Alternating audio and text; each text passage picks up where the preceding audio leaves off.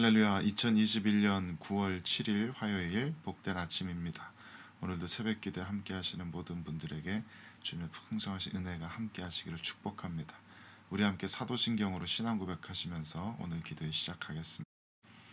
전능하사 천지를 만드신 하나님 아버지를 내가 믿사오며 그 외아들 우리 주 예수 그리스도를 믿사오니 이는 성령으로 잉태하사 동정녀 마리아에게 나시고 본디오 빌라도에게 고난을 받으사 십자가에 못 박혀 죽으시고 장사한 지 사흘 만에 죽은 자 가운데서 다시 살아나시며 하늘에 오르사 전능하신 하나님 우편에 앉아 계시다가 저리로서 산 자와 죽은 자를 심판하러 오시리라.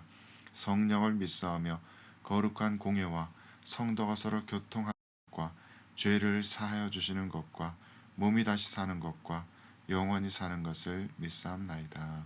아멘. 참 좋으신 주님, 오늘 이 아침에도 저희들에게 생명호흡 허락하여 주시고 이 아침에 잠 깨워주셔서 주님의 임재하심 앞으로 나와 예배드리며 하루를 시작하게 하시니 감사드립니다. 오늘도 주님의 성령의 충만하신 은혜 가운데 거하기를 원합니다. 이 아침에 이 주님의 주시는 이 말씀 함께 읽고 묵상할 때 주의 성령께서 도우셔서 말씀 속에 깨닫는 것이 있게 하시고 이 말씀이 오늘 하루 저희들의 영의 양식이 되고 저희들 발길에 등불 되어서 종일토록 이 말씀과 동행하는 삶을 살 수 있도록 역사하시고 도와주시옵소서. 주의 성령께서 은혜 베풀어 줄 줄을 믿고 감사드리오며 우리 구주 예수 그리스도의 이름으로 기도 올려드립니다. 아멘. 하나님의 말씀 함께 보도록 하겠습니다. 오늘 이 아침에 하나님께서 우리들에게 주시는 말씀은 시편 102편 12절에서 17절까지의 말씀입니다. 시편 102편 12절에서 17절까지의 말씀을 제가 봉독하겠습니다.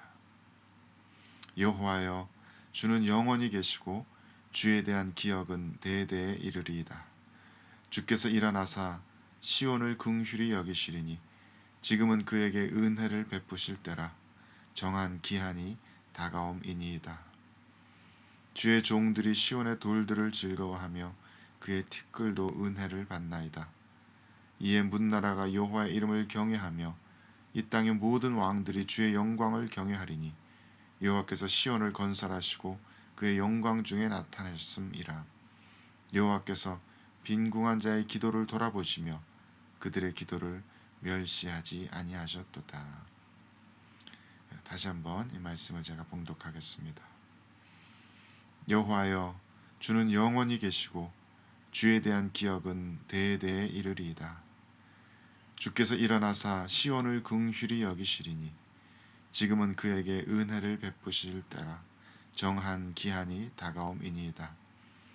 주의 종들이 시온의 돌들을 즐거워하며 그의 티끌도 은혜를 받나이다. 이에 문나라가 여호와의 이름을 경외하며 이 땅의 모든 왕들이 주의 영광을 경외하리니 여호와께서 시온을 건설하시고 그의 영광 중에 나타나셨음이라. 여호와께서 빈궁한 자의 기도를 돌아보시며 그들의 기도를 멸시하지 아니하셨도다. 아멘. 하나님의 말씀입니다.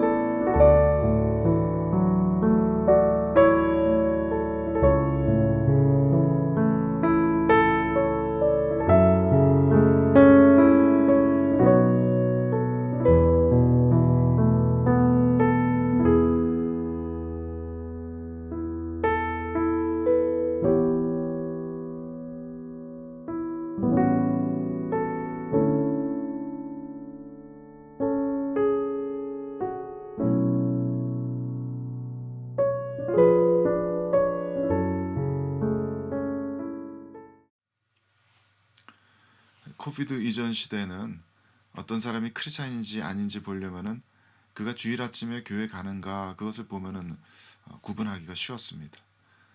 주일 아침에 교회 가는 것, 그것이 말하자면 넌 크리스찬과 크리스찬을 구분짓는 가장 중요한 또 편한 알아보기 쉬운 그런 방법 중에 하나였던 것이죠.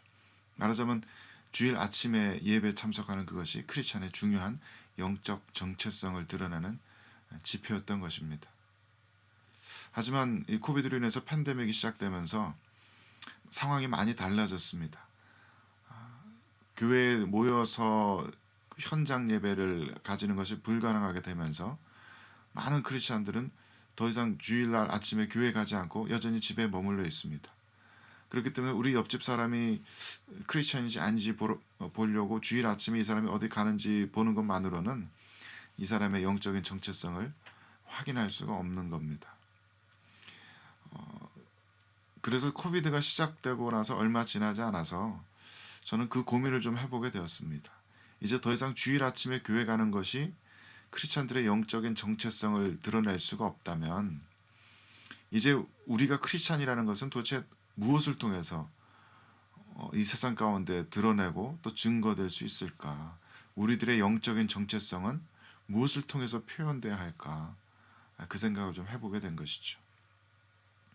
성경은 우리 크리스찬들은 세상 사람들과 다른 방식으로 살아냄으로써, 즉 세상 사람들과 다른 영적인 열매들을 맺어냄으로써 우리들의 그 영적인 정체성을 드러내야 한다고 말하고 있는 듯합니다.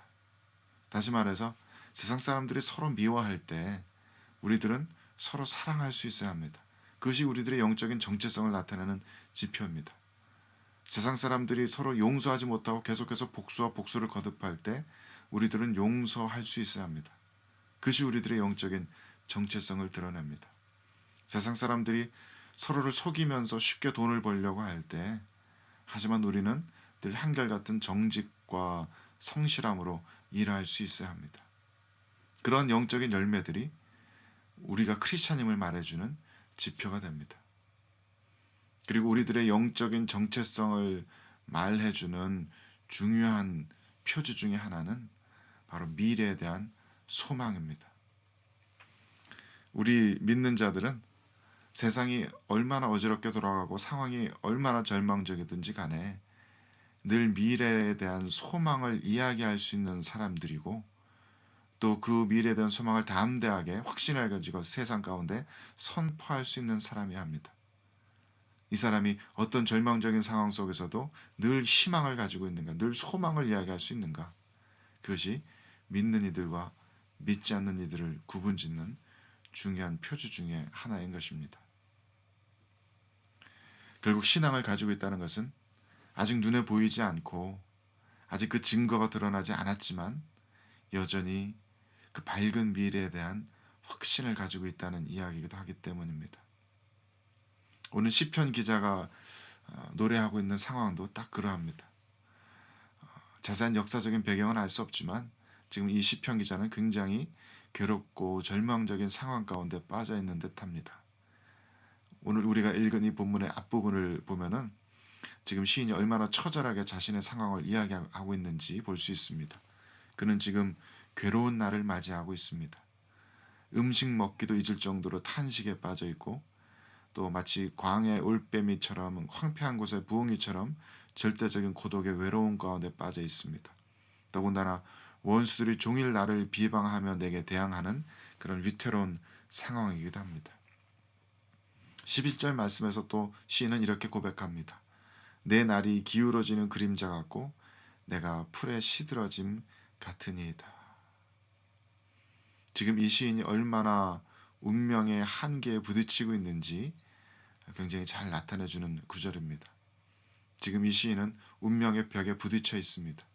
자신의 힘으로 도저히 어쩔 수 없는 그 운명과 역사의 거대한 물줄기에 휘말려 가면서 자신이 얼마나 무기력한 존재인지, 자신의 생명이 얼마나 한없이 초라하고 또 짧고 덧없는 것인지를 너무나 절실하게 느끼고 있습니다. 그런데 오늘 읽은 12절에서 시인은 문득 눈을 들어서 이 모든 거대한 세상 풍파의 물줄기 위에 너무나도 영광스러운 보좌에 앉아 계시는 하나님을 바라보기 시작합니다. 여호와여 주는 영원히 계시고 주에 대한 기억은 대대에 이르리이다. 이 구절은 바로 앞 구절에서 내가 풀에 시들어진 것 같다라고 하는 고백과 너무나도 선명하게 대조가 됩니다. 나는 나의 생명은 마치 있다가 없어지는 안개처럼 너무나 짧고 너무나 더덥고 너무나 무기력한데 하나님께서는 이 역사의 물줄기 위에 초월해 계셔서 늘 한결같은 그 모습으로 이 모든 역사를, 이 모든 세대를, 온 세상을 다스리고 계십니다. 시편 기자는 갑자기 눈을 들어서 그 하나님의 영광의 보좌를 바라보기 시작한 것입니다.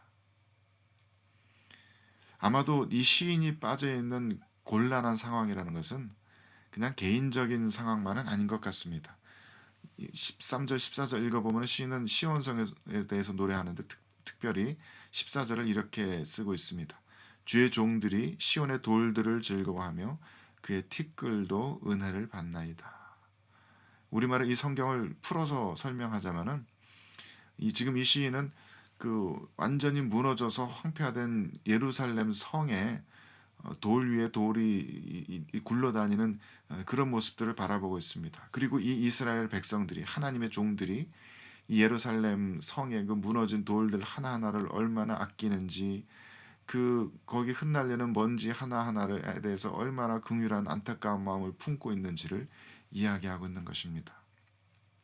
어쩌면 시인은 이렇게 지금 이미 무너진 예루살렘 성을 배회하면서 이렇게 가슴 찢는 아픈 노래를 부르고 있는지 모르겠습니다. 그리고 그 가운데서도 어떻게 해서든 여기서부터 새롭게 예루살렘 성벽을 재건하고 성전을 다시 지으려는 이 이스라엘 백성들의 그 처절한 몸부림을 너무나 아픈 가여운 마음으로 바라보며 이 노래를 부르고 있는지 모르겠습니다. 그리고 그런 가운데 시인은 갑작스럽게 너무나도 놀라운 확신을 가지고 하나님의 도우심을 예언을 하고 있습니다.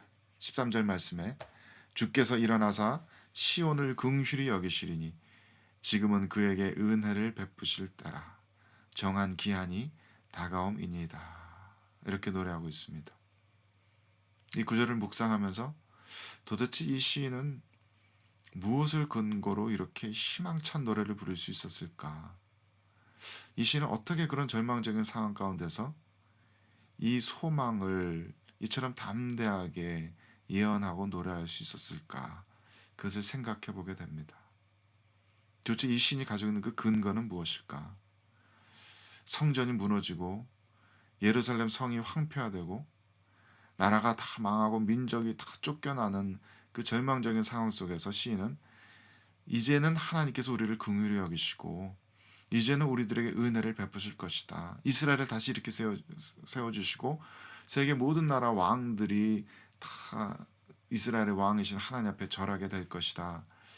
이런 담대한 노래를 하고 있는 그 소망의 근거가 무엇일까 궁금해지는 것입니다.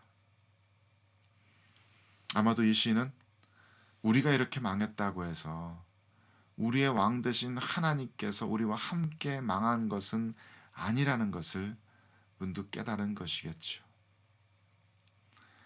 역사는 너무나도 거칠게 거대한 운명의 파도를 일으키면서 흘러가고 있지만 하나님께서는 결코 그 역사의 물줄기에 우리와 함께 휩쓸려가는 그런 분이 아니신 것입니다.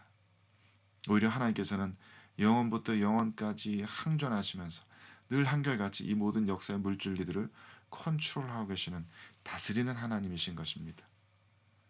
그 하나님께서 이 모든 크고 작은 우리 인류의 역사를 컨트롤하신과 동시에 지금 우리들이 이렇게 고난 당하는 것은 하나님께서 우리를 징계하시는 중이시고 분명히 그 하나님께서 우리의 하나님 되심을 약속해 주셨고 우리에 대한 그 사랑을 증거해 주셨다라는 것을 이 시는 떠올렸던 것입니다. 그렇기 때문에 영원히 모든 세대를 다스리고 계시는 그 하나님이 계시는 한 하나님의 백성된 우리도 결코 완전히 망할 수는 없다. 지금 우리가 하나님의 징계를 받고 있을 뿐이지만 언젠가 때가 되면 우리를 다시 일으켜 주시고 우리를 다시 세워 주실 것이다. 이 시인은 그 하나님의 그 사랑에 의지하여서 하나님의 그 권능에 의지하여서 이러한 신앙의 노래를, 믿음의 노래를, 소망의 노래를 부를 수 있었던 것입니다. 그 시인의 마음을 묵상하면서 이것이야말로 신앙의 본질이 아닌가 싶은 생각이 듭니다.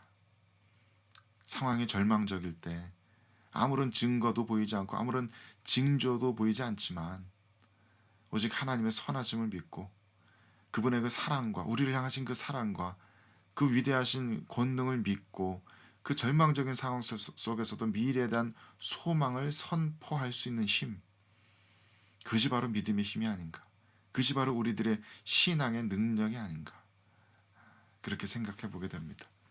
이 믿음의 선포가, 이 시인이 불렀던 이 희망의 노래가 얼마나 많은 이스라엘 백성들을 이렇게 세웠을까, 얼마나 그 절망의 밑바닥에 빠져있던 이들이 이 노래를 듣고 이 노래를 함께 부르며 다시 한번 힘을 내서 그래 다시 한번 해보자, 하나님께서는 아직도 살아계시고 하나님께서 아직도 우리를 다스리고 계신다, 하나님께서 이 모든 일의 주인이시다라는 믿음의 선포와 함께 다시 일어나서 성벽을 재건하고 성전을 건축할 수 있었을까, 그런 것을 생각해 보게 됩니다.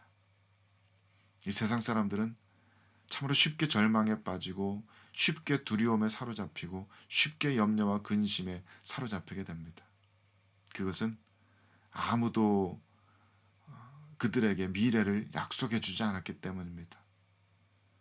그것은 그들이 아무것도 믿을 곳이 없기 때문입니다.